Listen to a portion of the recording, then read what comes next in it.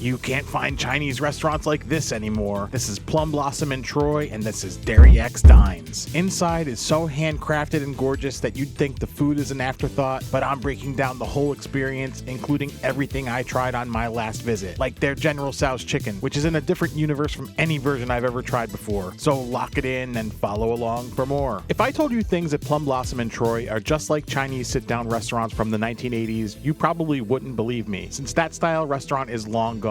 As cliche as it sounds, stepping into Plum Blossom is like stepping into a time machine. I hadn't been in about 15 years, and it felt exactly the same as then, from the food to the service, including a nice pot of tea and some bagged noodles with duck sauce and mustard. But more importantly, the detail in the decor, which has been the life's work of the owner for decades now, is eye-catching and impressive. The prices have crept up over the years, but given how unique this setting is, you really can't get mad at it. And speaking of old school, the barbecue spare ribs at Plum Blossom are as classic as you can get. Everything down to how the marinade is kissed with sugar and tomato coloring to give them that unique caramelized taste that's completely different from what you get currently that are all glazed up at the regular Chinese takeout restaurant. These are definitely a lot less sweet. Both are good, but this style spare rib is just better. But the standout dish at Plum Blossom for me is the General Tso's chicken. Usually this is sogged up chicken tossed in a sugary brown sauce that's spiked with those silly little rocket chili peppers that most people just pick out. Here, the sauce is still sweet, but it's almost black. Super rich, lots of depth to the flavor, and they don't overdo the amount so the chicken stays nice and crispy, even if you get it as takeout. But what really makes this special is how the spice comes from slices of jalapeno pepper, which brings definite heat, but also a fruity finish that beats the hell out of those bitter burnt chilies you get at the typical Chinese takeout. Don't get me wrong, I love that stuff too, but this is so uniquely different that you can't help but respect it if you try it.